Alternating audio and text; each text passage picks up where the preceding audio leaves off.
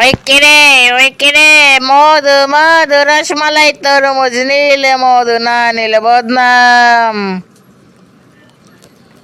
আচ্ছা ভাই, তরমুজ কোথায়? কোথাও তো তরমুজ দেখছি না।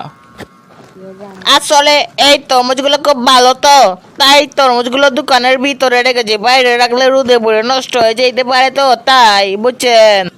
বাহ, দারুণ বুদ্ধি তো। তরমুজগুলো আসলেই মধু মিষ্টি তো?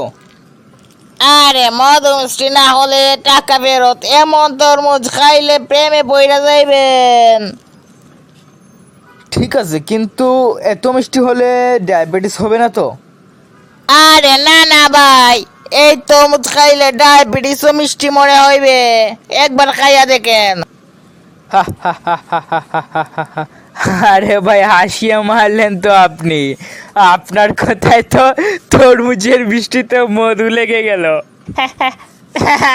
আরে স্যার কি বলেন না ভাইজান, তাই তো বলি আমি, মধু মধু রসমালাই রসমালাই তরমুজ।